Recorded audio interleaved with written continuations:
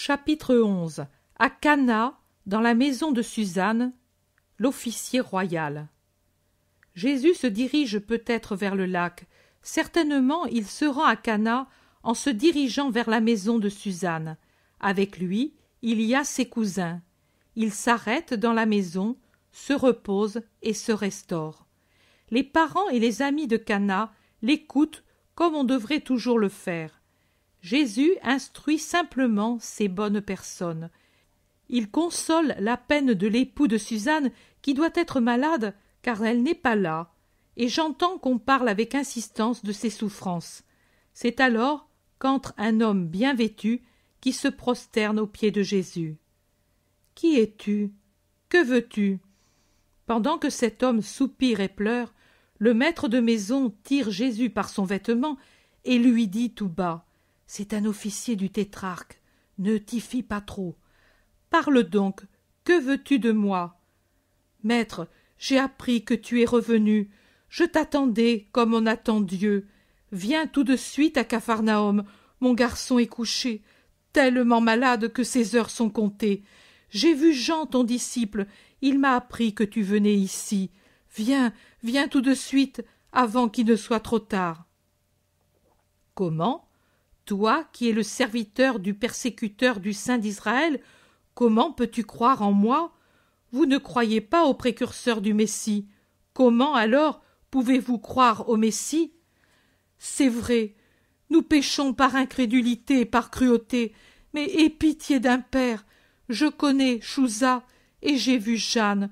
Je l'ai vue avant et après le miracle, et j'ai cru en toi. Oui, vous êtes une génération tellement incrédule et perverse que sans signe et sans prodige, vous ne croyez pas. Il vous manque la première qualité indispensable pour obtenir le miracle.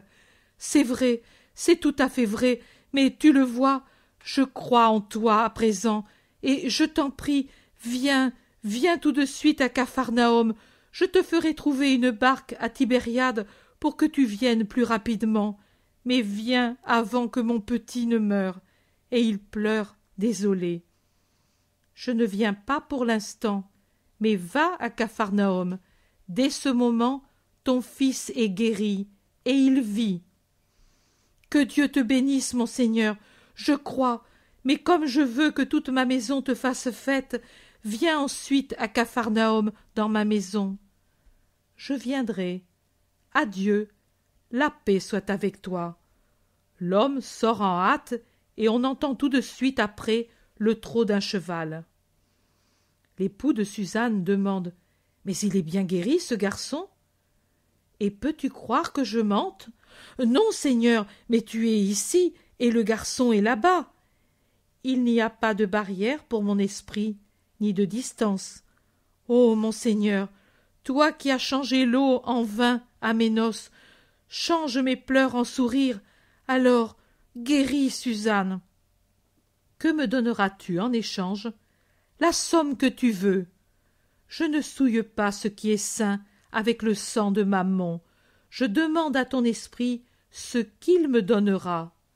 Moi-même, si tu veux.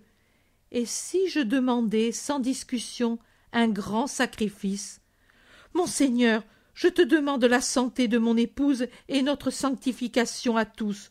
Je crois que pour l'obtenir, je ne pourrai retenir aucun sacrifice trop grand. Tu souffres pour ta femme, mais si moi je la ramenais à la vie en la conquérant pour toujours comme disciple, que dirais-tu ? Que tu en as le droit et que j'imiterai Abraham dans la promptitude du sacrifice ? Tu as bien parlé. Écoutez tous. Le temps de mon sacrifice s'approche. Comme l'eau, il court rapide et sans arrêt vers l'embouchure. Il me faut accomplir tout ce que je dois, et la dureté des hommes me ferme un si large champ de mission. Ma mère et Marie d'Alphée viendront avec moi quand je m'éloignerai pour aller au milieu des populations qui ne m'aiment pas encore ou ne m'aimeront jamais. Ma sagesse sait que les femmes pourront aider le maître dans ce domaine interdit. Je suis venu pour racheter aussi la femme. Et dans mon air, on verra les femmes semblables à des prêtresses servir le Seigneur et les serviteurs de Dieu. J'ai choisi mes disciples, mais pour choisir les femmes qui ne sont pas libres, je dois les demander à leur père et à leur mari. Le veux-tu? Seigneur, j'aime Suzanne, et jusqu'à présent je l'ai aimée plus comme chair que comme esprit. Mais sous ton enseignement, quelque chose déjà est changé en moi, et je vois en ma femme une âme aussi, en plus d'un corps. L'âme appartient à Dieu, et tu es le Messie, Fils de Dieu. Je ne puis te disputer le droit sur ce qui appartient à Dieu. Si Suzanne veut te suivre, je n'y serai pas hostile. Seulement, je t'en prie, opère le miracle de la guérir dans sa chair, et moi dans mes sens. Suzanne est guérie. Elle viendra dans quelques heures te dire sa joie. Laisse son âme suivre son impulsion sans parler de ce que je t'ai dit. Tu verras que son âme viendra vers moi avec la spontanéité de la flamme qui tend vers le haut. Et cela ne fera pas mourir son amour d'épouse, mais il montera au plus haut degré qui est de s'aimer avec ce qu'il y a de meilleur en nous, l'esprit. Suzanne t'appartient, Seigneur. Elle devait mourir lentement, avec de grandes souffrances, et une fois morte, je l'aurais vraiment perdue sur la terre. Les choses étant comme tu dis, je l'aurai encore à mes côtés pour me conduire sur tes chemins. Dieu me l'a donnée, et Dieu me l'enlève. Que le Très-Haut soit béni pour le don qu'il m'a fait et celui qu'il me demande. Chapitre 12. Dans la maison de Zébédée, Salomé reçut comme disciple. Jésus se trouve dans une maison dont je comprends qu'elle est celle de Jacques et de Jean, d'après les conversations de ceux qui s'y trouvent. Avec Jésus, en plus des 2 disciples, il y a Pierre et André, Simon le Zélote, l'Iscariote et Matthieu. Les autres, je ne les vois pas. Jacques et Jean sont heureux. Ils vont et viennent de leur mère à Jésus et vice-versa, comme 2 papillons qui ne savent quelle fleur préférer entre 2 également aimés. Et Marie Salomé caresse chaque fois ses enfants, heureuse, pendant que Jésus sourit. Ils doivent avoir terminé le repas, car je vois que la table est encombrée. Mais ils veulent absolument faire manger à Jésus des grappes de raisin blanc que leur mère a gardées en conserve et qui doit être doux comme du miel. Que ne donnerait-il pas à Jésus? Mais Salomé veut donner et recevoir quelque chose de plus que du raisin et des caresses. Et après être restée un peu pensive en regardant Jésus, en regardant Zébédée, elle se décide. Elle va vers le maître, qui est assis, le dos appuyé à la table, et elle s'agenouille devant lui. « Que veux-tu, femme? Maître, tu as décidé de faire venir avec toi ta mère et la mère de Jacques et Jude, et aussi Suzanne, et certainement aussi la grande Jeanne de Chouza viendra. Toutes les femmes qui te vénèrent viendront, s'il en vient une seule. Je voudrais en être moi aussi. Prends-moi, Jésus, je te servirai avec amour. Tu as Zébédée, dont tu dois t'occuper. Est-ce que tu ne l'aimes plus? Oh, si, je l'aime, mais je t'aime davantage, toi. Oh, je ne veux pas dire que je t'aime en tant qu'homme. J'ai 60 ans, et depuis 40 ans, je suis épouse, et jamais je n'ai vu autre homme que le mien. Je ne deviens pas folle maintenant que je suis vieille. Et la vieillesse ne fait pas mourir l'amour que j'ai pour mon Zébédée. Mais toi, je ne sais pas parler. Je suis une pauvre femme. Je parle comme je sais. Voici. Zébédée, je l'aime avec tout ce que j'étais jusqu'alors. Toi, je t'aime avec tout ce que tu as su faire venir en moi par tes paroles et par celles que m'ont transmises Jacques et Jean. C'est quelque chose de tout à fait différent, mais tellement beau. Ce ne sera jamais aussi beau que l'amour d'un excellent époux. Oh non, c'est quelque chose de bien plus. Oh, ne le prends pas mal, Zébédée, je t'aime encore, avec tout moi-même, Mais lui, je l'aime avec quelque chose qui est encore Marie, mais qui n'est plus Marie, la pauvre Marie, ton épouse, qui est bien plus. Oh, je ne sais pas le dire. » Jésus sourit à la femme qui ne veut pas blesser son mari, mais qui ne peut taire son nouvel amour. Même Zébédée sourit gravement en s'approchant de son épouse qui, toujours à genoux, fait un tour sur elle-même pour se tourner alternativement vers son époux et vers Jésus. « Mais sais-tu, Marie, que tu devras quitter ta maison? Tu y es tellement attachée. Tes colombes, tes fleurs, cette vigne qui donne ce doux raisin dont tu es si fière, et tes ruches, les plus célèbres du pays, et aussi ce métier sur lequel tu as tissé tant de lin et tant de laine pour tes bien-aimés. Et tes petits-enfants, comment feras-tu pour vivre sans ces petits?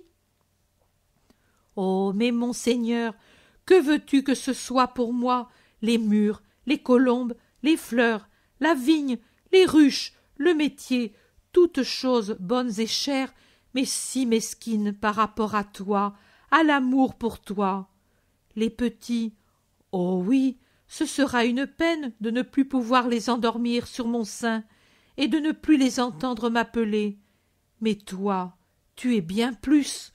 Oh, si tu es bien plus que toutes les choses que tu me nommes, et si toutes ces choses prises ensemble et à cause de ma faiblesse m'étaient plus chères que de te servir et te suivre, moi, en pleurant, je les jetterais de côté en pleurant comme une femme pour te suivre avec mon âme souriante. Prends-moi, maître, dites-le lui, vous, Jean, Jacques, et toi, mon époux, soyez bons, venez à mon aide tous. C'est bien, tu viendras aussi avec les autres. J'ai voulu te faire bien réfléchir sur le passé, sur le présent, sur ce que tu laisses, sur ce que tu prends. Mais viens, Salomé, tu es mûre pour entrer dans ma famille. Oh, mûre, je le suis moins qu'un tout petit, mais tu pardonneras mes erreurs et me tiendras par la main, toi, parce que, grossière comme je suis, je rougirai beaucoup devant ta mère et devant Jeanne. Devant tous j'aurai honte, mais pas devant toi, parce que tu es la bonté, et que tu comprends tout, excuse tout, pardonne tout.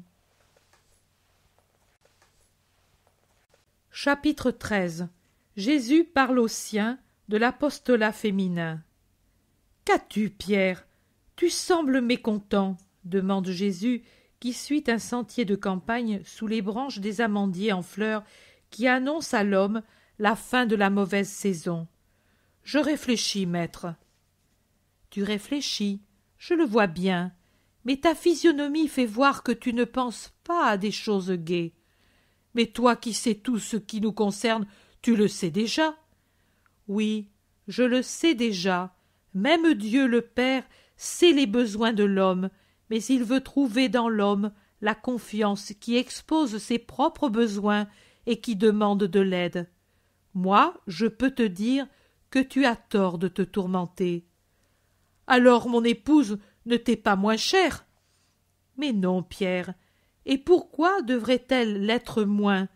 Si nombreuses sont au ciel les demeures de mon Père, si nombreuses sont sur la terre les fonctions de l'homme, et pourvu qu'elles soient faites saintement, elles sont toutes bénies. Pourrais-je dire qu'elles sont mal vues de Dieu, toutes les femmes qui ne suivent pas l'exemple de Marie et de Suzanne? Barthélemy dit: Et non, mon épouse aussi croit au Maître et ne suit pas l'exemple des autres. Et la mienne non plus, avec ses filles, elle reste à la maison, mais toujours prête à offrir l'hospitalité comme elles l'ont fait hier, dit Philippe. Je crois que ma mère en fera autant. Elle ne peut tout quitter, elle est seule, dit l'Iscariote. C'est vrai, j'étais triste parce qu'il me semblait que la mienne était si peu. Oh, je ne sais le dire. Ne la critique pas, Pierre. C'est une honnête femme, dit Jésus. André dit: Elle est très timide. Sa mère les a toutes, filles et belles-filles, pliées sous ses volontés. » Pierre répond: « Mais depuis tant d'années qu'elle est avec moi, elle aurait dû changer. »« Oh, frère, tu n'es pas très doux, toi non plus, sais-tu. Sur une personne timide, tu produis l'effet d'une grosse bûche qu'on vous lance entre les jambes. Ma belle-sœur est très bonne, et la preuve en est d'avoir supporté avec patience sa mère avec toute sa méchanceté et toi avec ton autorité. » Tout le monde rit de la conclusion si franche d'André et du visage étonné de Pierre qui s'entend proclamer autoritaire. Même Jésus rit tout à fait de bon cœur. Puis il dit: « Les femmes fidèles qui ne se sentent pas appelées à quitter leur maison pour me suivre me servent également en restant chez elles.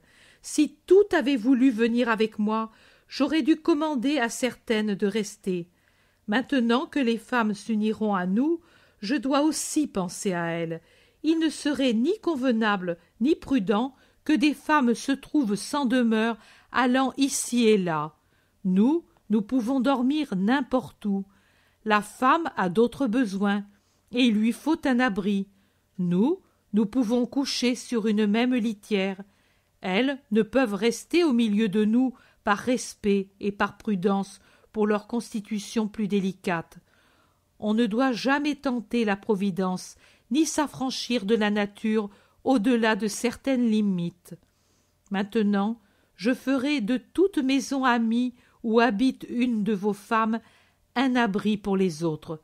De la tienne, Pierre, de la tienne, Philippe, de la tienne, Barthélemy, et de la tienne, Judas. Nous ne pourrons imposer aux femmes les marches continuelles que nous ferons, mais elles nous attendront au lieu fixé pour le départ chaque matin et le retour chaque soir. Nous leur donnerons des instructions pendant les heures de repos, et le monde ne pourra plus jaser si d'autres malheureuses créatures viennent vers moi, et il ne me sera pas interdit de pouvoir les entendre. Les mères et les épouses qui nous suivront serviront de défense à leurs sœurs et à moi contre les calomnies du monde.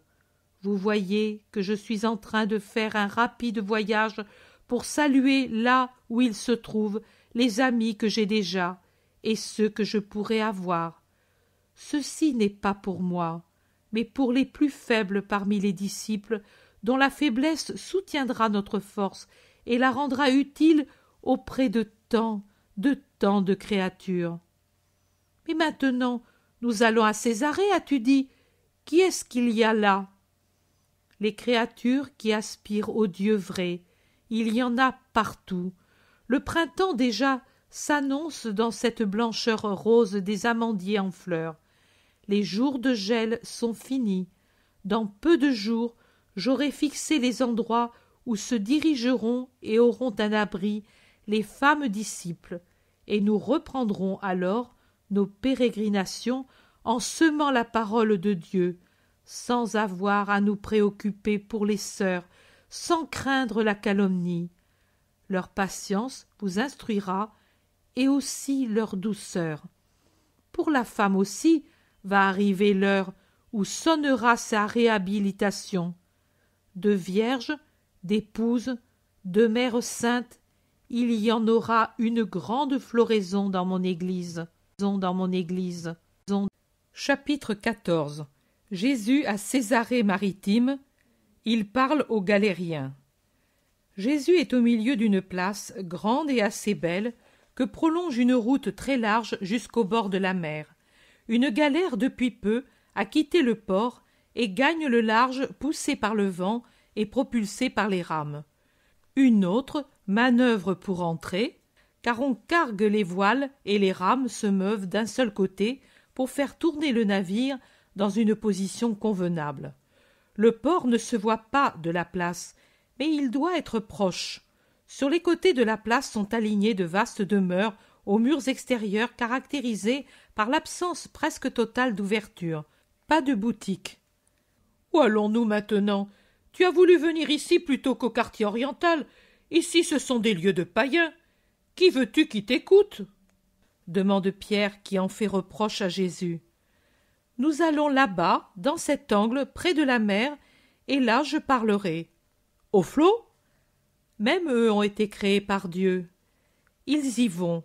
Maintenant ils sont justement dans ce recoin et voient le port où entre lentement la galère vue auparavant et qu'on amarre. Quelques marins flânent le long des quais. Quelques marchands de fruits se risquent à aller vers le bâtiment romain pour vendre leurs produits. Rien d'autre. Jésus, le dos appuyé au mur, semble vraiment parler au flot. Les apôtres peu satisfaits de la situation sont autour de lui, les uns debout, les autres assis sur des rochers dispersés çà et là qui semblent servir de siège. Sot est l'homme qui, se voyant puissant, en bonne santé et heureux, dit « De quoi ai-je désormais besoin ? Et de qui ? De personne. Rien ne me manque, je me suffis. Les lois ou les décrets de Dieu ou ceux de la morale sont pour moi inexistants. Ma loi, c'est de faire ce qui m'est possible sans réfléchir si c'est bien ou mal pour les autres. » Un vendeur se retourne en entendant cette voix sonore et vient vers Jésus qui continue. C'est ainsi que parle l'homme et la femme sans sagesse et sans foi. Mais si de cette façon il manifeste qu'il possède une puissance plus ou moins grande, il montre également sa parenté avec le mal. Des hommes descendent de la galère et d'autres barques et viennent vers Jésus. L'homme montre, non par des paroles, mais par les faits, sa parenté avec Dieu et avec la vertu quand il réfléchit que la vie est plus changeante que la mer, qui maintenant est tranquille et demain sera en fureur. De la même façon, le bien-être et la puissance d'aujourd'hui peut être demain misère et impuissance. Et que fera alors l'homme privé de l'union avec Dieu ? Combien y en a-t-il sur cette galère qui furent un jour heureux et puissants et qui maintenant sont esclaves et considérés comme coupables ? Coupables par conséquent, esclaves de foi, de la loi humaine dont on s'est moqué en vain, car elle existe et elle punit ceux qui la transgressent, et de Satan qui éternellement prend possession des coupables qui n'arrivent pas à haïr leurs fautes. « Salut, maître, toi ici ? Tu me reconnais ? » « Que Dieu vienne à toi, Publius Quintilianus. Tu le vois, je suis venu. Et justement ici, dans le quartier romain, je n'espérais plus te voir, mais j'ai plaisir à t'entendre. Moi aussi, sur cette galère, il y a beaucoup de rameurs. Beaucoup, des prisonniers de guerre en majeure partie. Ils t'intéressent ? Je voudrais aller près du bateau. Viens, faites place, vous autres, ordonne-t-il au peu de personnes qui s'étaient approchées et qui s'écartent rapidement en marmonnant des injures. Laisse-les donc, je suis habitué à être serré parmi les gens. Jusqu'ici c'est possible, pas plus loin, galère militaire. Ça suffit, Dieu t'en récompense. Jésus recommence à parler pendant que le Romain semble monter la garde à ses côtés dans sa tenue magnifique. Esclave par suite d'un douloureux événement, c'est-à-dire esclave une seule fois, esclave pour toute la vie, mais chaque larme qui tombe sur leur chaîne, tout coup qui vient marquer une douleur sur leur chair, desserre les menottes, orne ce qui ne meurt pas, leur ouvre enfin la paix de Dieu, qui est l'ami de ces pauvres fils malheureux, et qui leur donnera tant de joie en échange de tout ce qui ici a été la douleur. De l'intérieur de la galère s'avancent des hommes de la Chiome qui écoutent. Naturellement, les galériens ne sont pas parmi eux, mais certainement par les ouvertures où passent les rames, ils entendent arriver jusqu'à eux la voix puissante de Jésus qui se propage dans l'air tranquille à cette heure de marée basse. Publius Quintilianus, appelé par un soldat, est parti. Je veux dire à ces malheureux que Dieu aime d'être résignés dans leurs souffrances, d'en faire seulement une flamme qui rompt plus vite les chaînes de la galère et de la vie, en consumant dans le désir de Dieu cette pauvre journée qu'est la vie. Journée sombre, orageuse, remplie de peur et de privations, pour entrer dans le jour de Dieu, lumineux, serein, sans plus jamais de peur ni de souffrance. Vous entrerez dans la grande paix, dans l'infinie liberté du paradis, ô martyrs d'un sort douloureux, pourvu que dans votre souffrance vous sachiez être bons et aspiriez à Dieu. Publius Quintilianus revient avec d'autres soldats, et derrière lui arrive une litière portée par des esclaves et à laquelle les soldats font faire une place. Qui est Dieu? Je parle aux gentils qui ne savent pas qui est Dieu. Je parle aux fils des peuples soumis qui ne savent pas qui est Dieu. Dans vos forêts, ô Gaulois, ô Ibères, ô Thraces, ô Germains, ô Celtes, vous avez quelque chose qui manifeste Dieu. L'âme tend spontanément vers l'adoration, car elle se souvient du ciel. Mais vous ne savez pas trouver le Dieu vrai qui a mis une âme dans vos corps, une âme égale à la nôtre, fils d'Israël, égale à celle des Romains puissants qui vous ont subjugués, une âme qui a les mêmes devoirs et les mêmes droits à l'égard du bien, et à laquelle le bien, c'est-à-dire le Dieu vrai, sera fidèle. Soyez-le également vous aussi à l'égard du bien. Le Dieu ou les dieux que vous avez jusqu'à présent adorés, dont vous avez appris le nom ou les noms sur les genoux maternels, le Dieu auquel peut-être maintenant vous ne pensez plus parce que de lui vous ne voyez pas venir un réconfort dans vos souffrances, que peut-être vous arrivez à haïr et à maudire dans le désespoir de votre journée, n'est pas le vrai Dieu. Le vrai Dieu est amour et pitié. Étaient-ils ceux-là, par hasard, vos dieux? Non, ils n'étaient que dureté, férocité, mensonge, hypocrisie, vice, vol. Et maintenant, ils vous ont laissé sans le minimum de réconfort qu'est l'espérance d'être aimé et la certitude du repos après tant de souffrances. Il en est ainsi, car vos dieux n'existent pas. Mais Dieu, le Dieu vrai qui est amour et pitié, et dont je vous affirme l'existence, c'est celui qui a fait les cieux, les mers, les montagnes, les forêts, les arbres, les fleurs, les animaux, l'homme. C'est celui qui inculque à l'homme victorieux de la pitié et un amour semblable au sien, à l'égard des pauvres de la terre. Ô puissant, ô maître, pensez que vous avez tous la même origine. Ne vous acharnez pas sur ceux qu'un malheur a fait tomber entre vos mains, et soyez humains aussi envers ceux qu'une faute a attachés au banc de la galère. De nombreuses fois l'homme pêche. Personne n'est sans faute plus ou moins secrète. Si vous y réfléchissez, vous serez bons pour des frères qui, moins chanceux que vous, ont été punis pour des fautes que vous aussi vous avez commises, tout en restant impunis. La justice humaine est tellement incertaine dans ses jugements qu'il serait malheureux que la justice divine le fût également. Il y a des coupables qui ne semblent pas l'être, et des innocents que l'on estime coupables. Ne cherchons pas à savoir pourquoi. Ce serait trop d'accusations pour l'homme injuste et rempli de haine envers son semblable. Il y a des coupables qui le sont bien réellement, mais qui ont été portés au crime par des forces puissantes qui excusent en partie leurs fautes.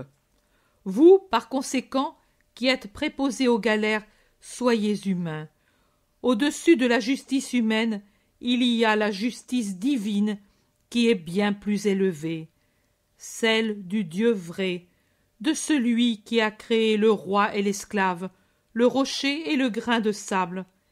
Il vous regarde, vous les rameurs, et vous préposés à la chiourme, et malheur à vous si vous êtes cruels sans raison. Moi, Jésus le Christ, le Messie du Dieu vrai, je vous en donne la certitude. Lui, à votre mort, vous attachera à une galère éternelle en confiant le fouet maculé de sang aux démons, et vous subirez les mêmes tortures et les mêmes coups que vous avez infligés. Car s'il y a une loi humaine qui prévoit la punition du coupable, il faut dans la punition ne pas dépasser la mesure.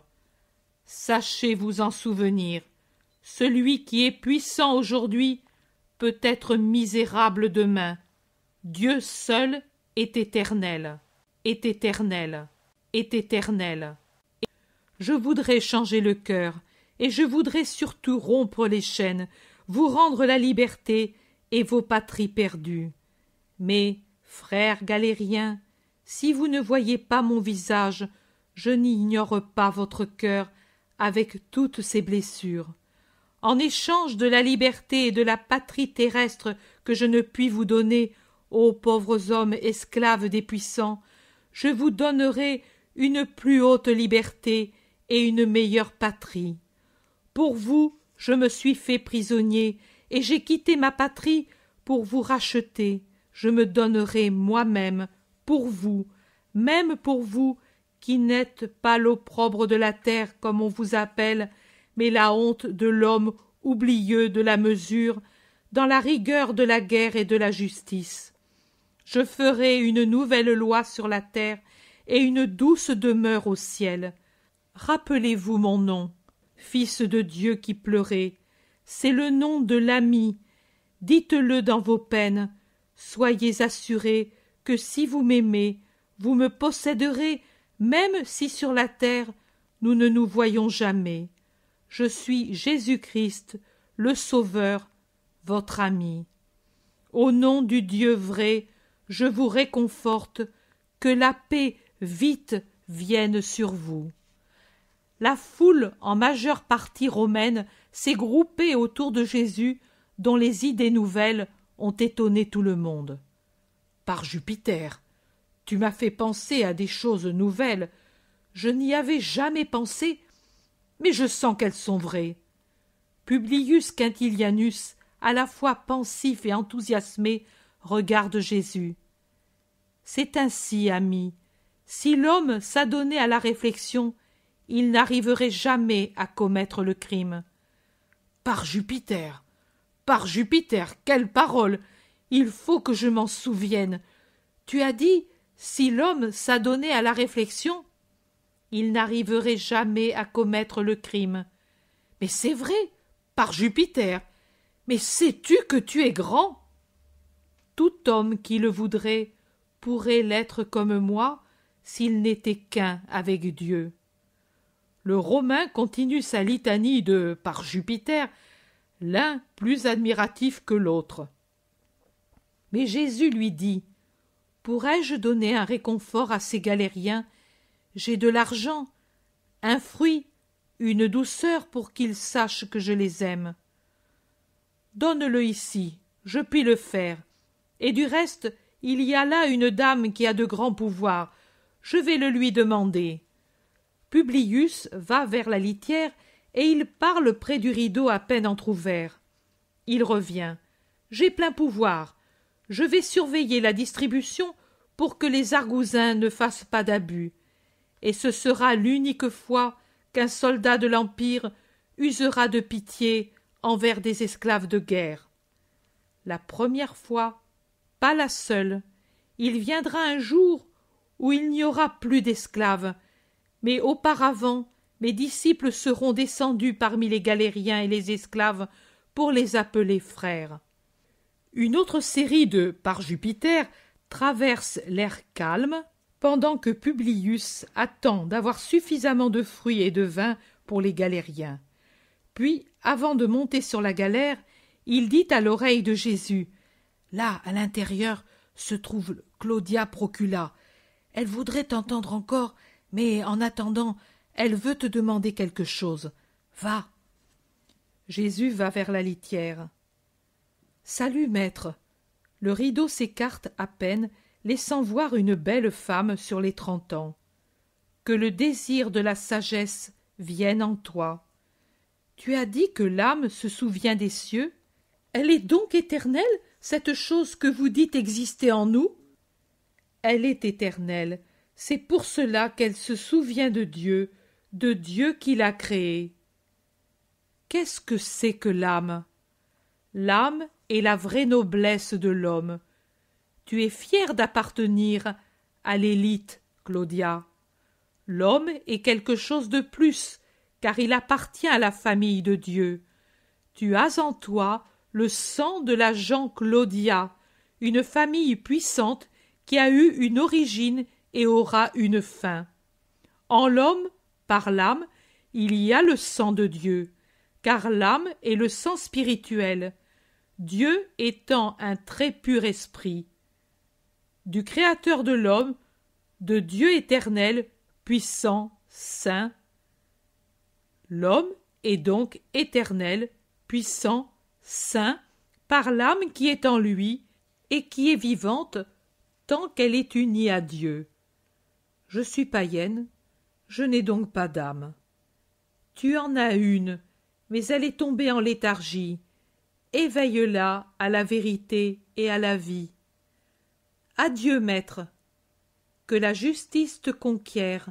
Adieu.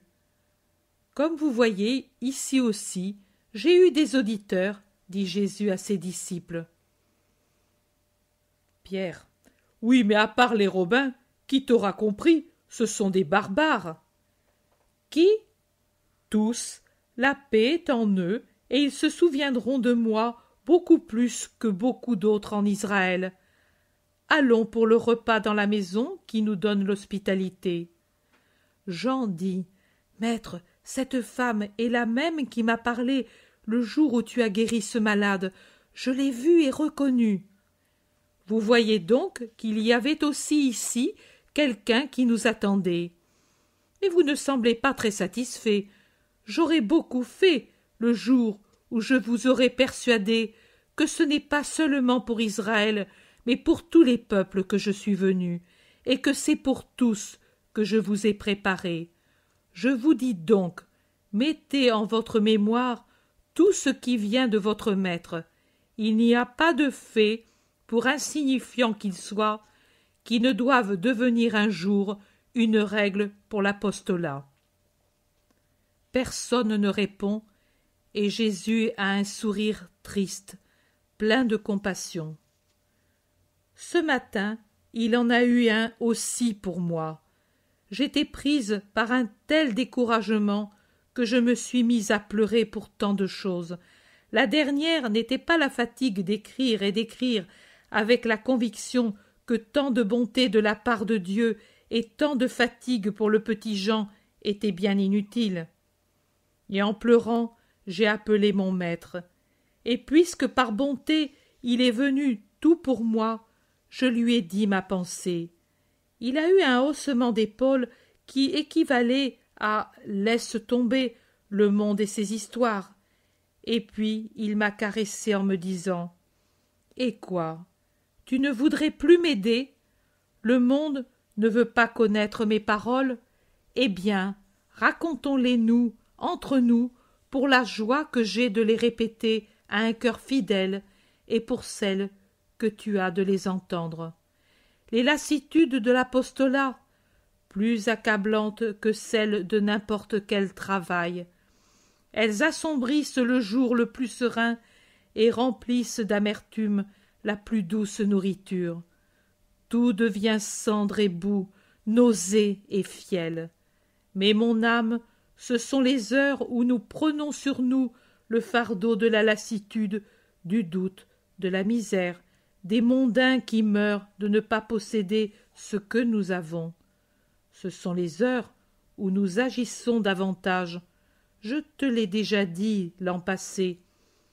À quoi bon, se demande l'âme submergée par tout ce qui submerge le monde, c'est-à-dire les flots qu'envoie Satan et où le monde se noie. Mais l'âme, clouée avec son Dieu sur la croix, ne se noie pas. Elle perd pour un instant la lumière et s'engloutit sous les eaux nauséeuses de la lassitude spirituelle, et puis se dégage plus fraîche et plus belle. Ce que tu dis, je ne suis plus bonne à rien, est une conséquence de cette lassitude. Tu ne serais jamais bonne à rien. Mais moi, je suis toujours moi, et tu seras donc toujours bonne pour ton office de porte-parole. Certainement, si je voyais que comme une pesante et très précieuse gemme, mon don est avarément enfoui, imprudemment utilisé, ou que par paresse on ne cherche pas à le protéger sous ces garanties que la méchanceté humaine impose de prendre dans certains cas pour protéger le don et la créature à travers laquelle il arrive, je dirais mon « ça suffit » et cette fois sans retour. Ça suffit pour tous, excepté pour ma petite âme, qui aujourd'hui semble exactement une petite fleur sous une averse. Et peux-tu, avec ces caresses, douter que moi je t'aime? Allons, tu m'as aidé en temps de guerre. Aide-moi maintenant encore, il y a tant à faire. Et je me suis calmée sous la caresse de la longue main et du sourire si doux de mon Jésus, en blanc comme toujours, quand il est tout pour moi, quand il est tout pour moi, quand il est tout pour moi. Chapitre 15. Guérison de la petite Romaine à Césarée. Jésus dit: Petit Jean, viens avec moi. Je veux te faire écrire une instruction pour les consacrés d'aujourd'hui. Vois et écris. Jésus est encore à Césarée-Maritime. Il n'est plus sur cette place d'hier, mais plus à l'intérieur, en un endroit d'où cependant l'on voit le port et les navires. Ici, il y a beaucoup d'entrepôts et de boutiques, et comme même par terre, en cet endroit terreux, il y a des nattes couvertes de produits variés, j'en conclus que je suis près des marchés qui peut-être étaient situés dans le voisinage du port et des magasins pour la commodité des navigateurs et de ceux qui viennent acheter les marchandises apportées par bateau. L'endroit est tout bourdonnant des allées et venues de la foule. Jésus attend avec Simon et ses cousins que les autres aient pris les vivres dont ils ont besoin. Des enfants regardent avec curiosité Jésus qui les caresse doucement tout en parlant avec ses apôtres. Jésus dit: Il me déplaît de voir qu'on est mécontent parce que je vais vers les gentils, mais je ne peux que faire mon devoir et être bon avec tout le monde. Efforcez-vous d'être bons, au moins vous trois et Jean, les autres vous suivront par imitation. Mais comment faire pour être bon avec tout le monde? Enfin, ces gens nous méprisent, nous oppriment, ne nous comprennent pas, sont remplis de vices, dit Jacques d'Alphée en s'excusant. Comment faire? Tu es content d'être né d'Alphée et de Marie? Oui, bien sûr. Pourquoi me le demandes-tu? Et si Dieu t'avait interrogé avant ta conception, aurais-tu voulu naître d'eux? Mais oui, je ne comprends pas. Et si au contraire tu étais né d'un païen, en t'entendant accusé d'avoir voulu naître d'un païen, qu'est-ce que tu aurais dit? J'aurais dit, je n'en suis pas responsable, je suis né de lui, mais j'aurais pu naître d'un autre. J'aurais dit, vous êtes injuste en m'accusant. Si je ne fais pas de mal, pourquoi me haïssez-vous? Tu l'as dit, ceux-ci aussi que vous méprisez parce que païens peuvent dire la même chose. Tu n'as pas de mérite d'être né d'Alphée, véritable Israélite. Tu dois seulement en remercier l'Éternel parce qu'il t'a fait un grand don, et par reconnaissance et humilité chercher à amener au Dieu vrai ceux qui n'ont pas reçu ce don.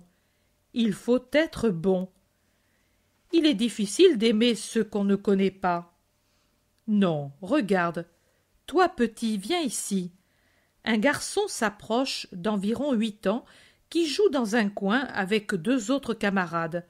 Un garçon robuste, aux cheveux très bruns, alors que son teint est très blanc. Qui es-tu? Je suis Lucius, Caius Lucius, fils de Caius Marius. Je suis romain, fils du décurion de garde resté ici après avoir été blessé. Et ceux-ci, qui sont-ils? Ce sont Isaac et Tobie, mais on ne doit pas le dire parce qu'ils seraient punis. Pourquoi? Parce qu'eux sont hébreux et moi je suis romain, et on ne peut pas. Mais tu restes avec eux? Pourquoi? Parce que nous nous aimons bien, nous jouons toujours ensemble au dé ou à sauter, mais on se cache. Et moi, tu m'aimerais bien? Je suis hébreu, moi aussi, et je ne suis pas un enfant. Réfléchis, je suis un maître, autrement dit, un prêtre. Et qu'est-ce que cela peut me faire à moi? Si tu m'aimes bien, je t'aime bien, et je t'aime bien parce que tu m'aimes bien. Comment le sais-tu?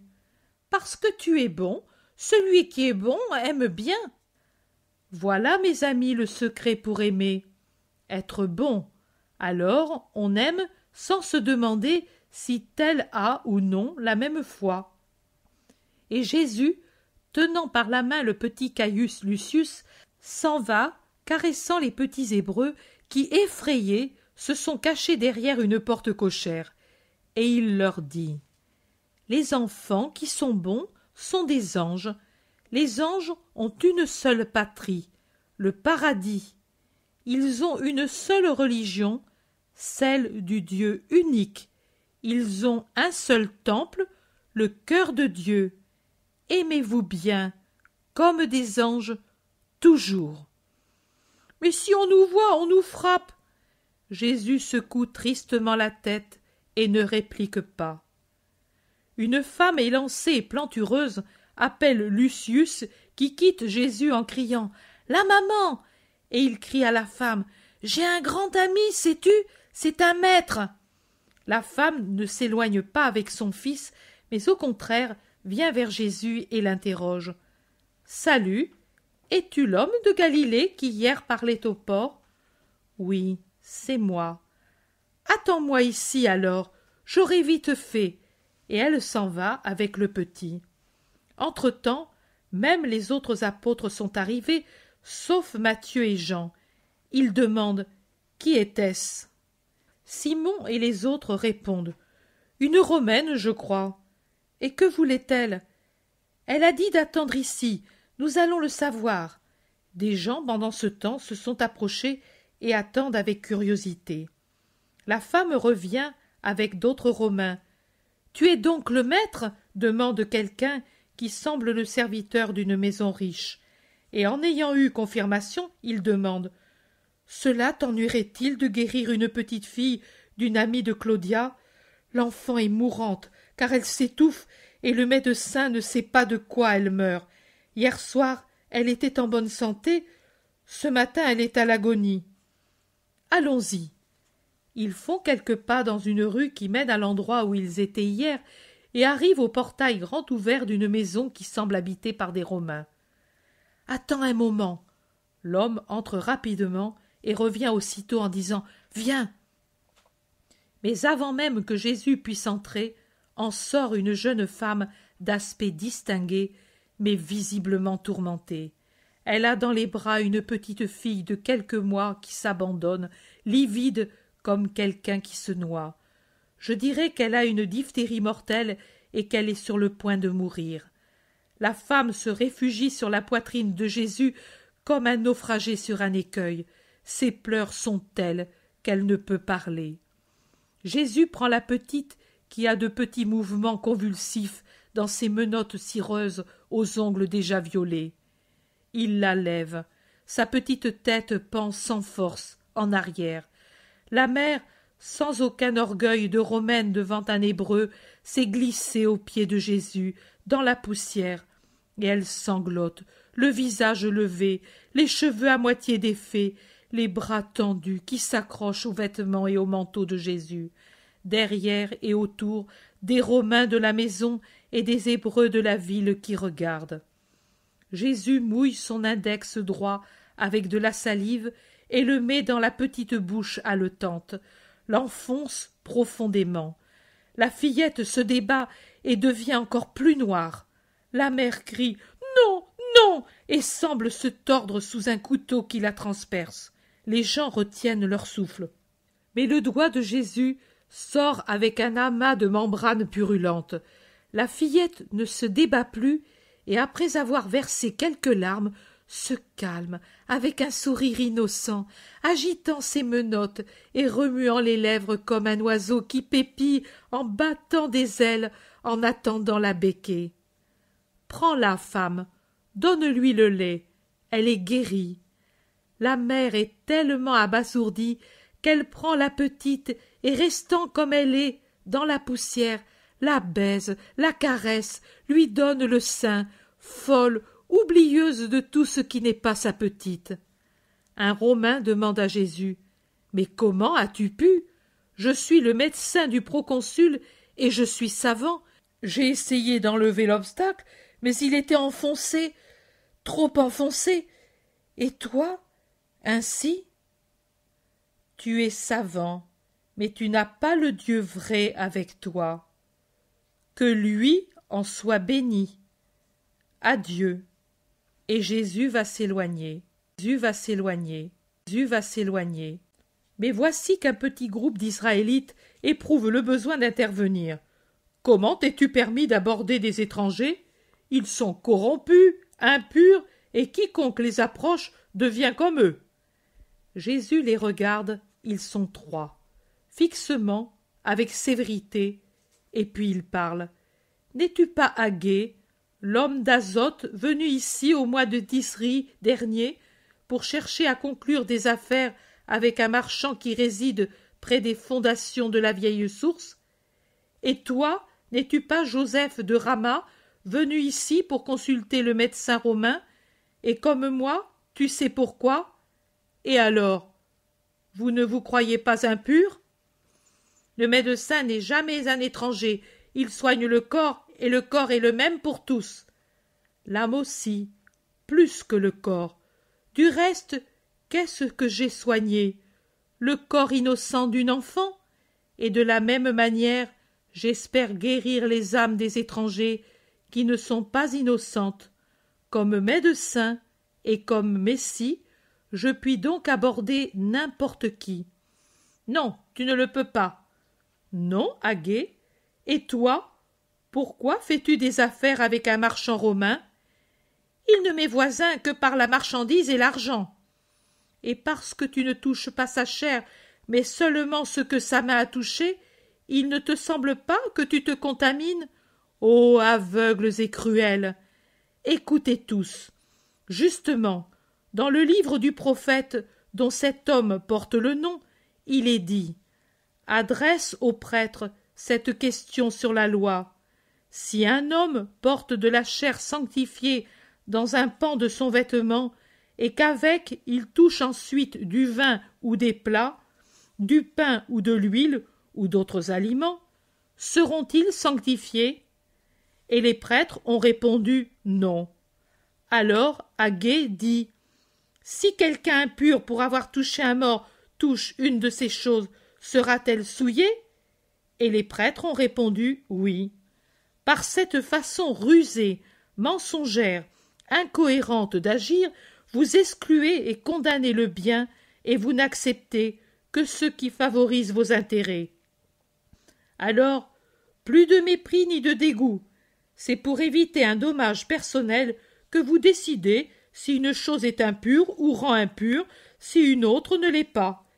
Et comment pouvez-vous, bouche de mensonge, professer que si ce qui est sanctifié pour avoir touché une chair sainte ou une chose sainte ne sanctifie pas ce qu'il touche, et que ce qui a touché une chose impure puisse rendre impur ce qu'il touche? Vous ne comprenez pas que vous vous démentez, ministre menteur d'une loi de vérité, qui en tirez parti en la tordant comme une corde à une seule fin d'en sortir quelque chose qui serve vos intérêts. Pharisiens hypocrites, qui sous un prétexte religieux déversez votre rancœur humaine, toute humaine, profanateurs de ce qui appartient à Dieu, ennemis de l'envoyé de Dieu que vous insultez? En vérité, je vous dis que chacun de vos actes, chacune de vos conclusions, chacune de vos démarches est mue par tout un mécanisme astucieux auquel servent de roue, de ressort, de poids et de tyran vos égoïsmes, vos passions, vos manques de sincérité, vos haines, vos soifs de domination, vos envies. C'est honteux. Avide, tremblant de peur, haineux, vous vivez dans la peur orgueilleuse qu'un autre vous soit supérieur, même s'il n'est pas de votre caste. Et vous méritez alors d'être comme celui qui vous inspire la peur et la colère.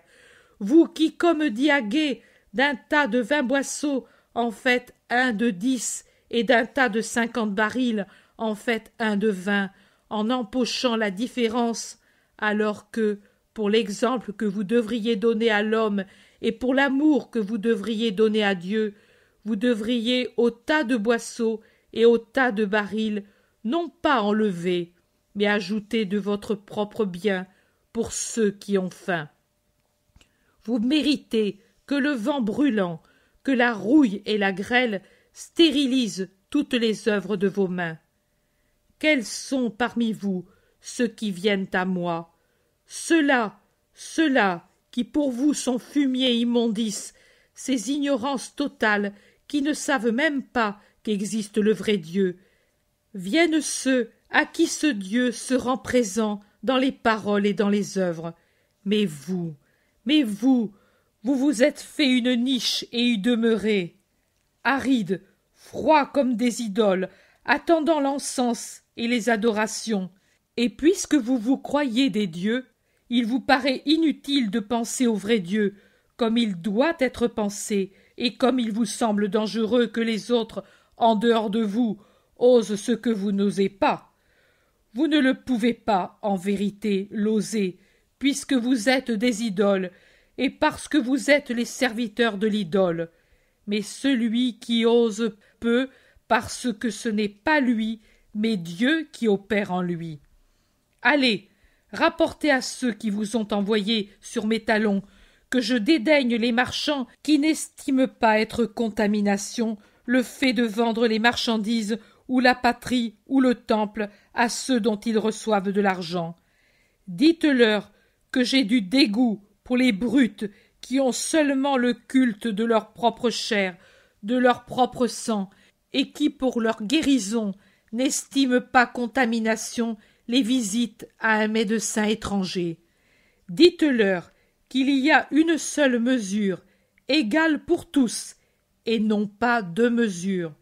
Dites-leur que moi, le Messie, le juste, le conseiller, l'admirable, celui qui aura sur lui l'Esprit du Seigneur avec ses 7 dons, celui qui ne jugera pas selon les apparences, mais selon ce qui se cache dans les cœurs, celui qui ne condamnera pas d'après ce qu'il entend par ses oreilles, mais d'après les voix de l'Esprit qu'il entendra au-dedans de chaque homme, celui qui prendra la défense des humbles et jugera les pauvres avec justice, celui que je suis, parce que je suis cela, est déjà en train de juger et de frapper ceux qui sur la terre ne sont que terre, et le souffle de ma respiration fera mourir l'impie et détruira son repère, alors qu'il sera vie et lumière,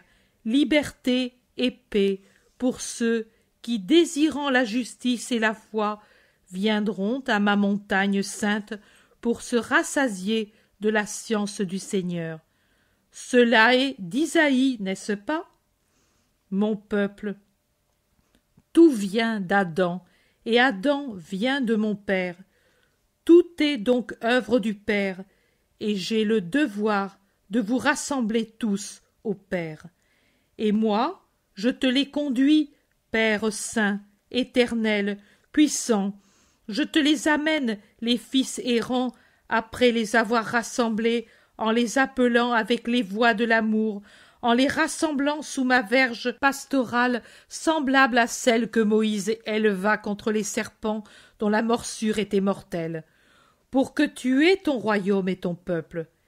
Et je ne fais pas de différence entre les hommes parce qu'au fond de chaque vivant, je vois un point plus brillant que le feu, l'âme, une étincelle qui vient de toi, éternelle splendeur.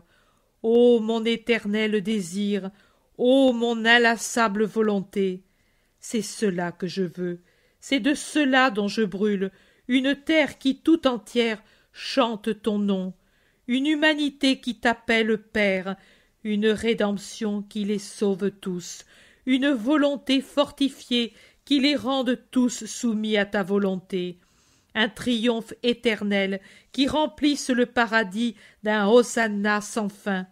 Ô multitude des cieux, voici que je vois le sourire de Dieu, et ceci est une compensation pour toute la dureté des hommes. Les trois se sont enfuis sous la grêle des reproches. Tous les autres, romains ou hébreux, sont restés bouche bée.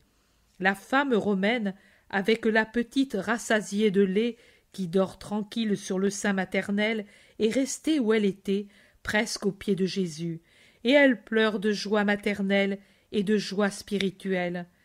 Un grand nombre pleure à la conclusion irrésistible de Jésus, qui paraît flamboyer dans son extase. Et Jésus, abaissant les yeux et son esprit du ciel sur la terre, voit la foule, voit la mer, et en passant, après un geste d'adieu à tous, effleure de la main la jeune Romaine comme pour la bénir à cause de sa foi. Et il s'en va avec les siens, pendant que les gens, encore sous le coup de l'émotion, restent en place. La jeune Romaine, si ce n'est pas une ressemblance fortuite, est une des Romaines qui étaient avec Jeanne de Chuza sur le chemin du Calvaire. Comme personne n'a dit son nom, j'en suis incertaine.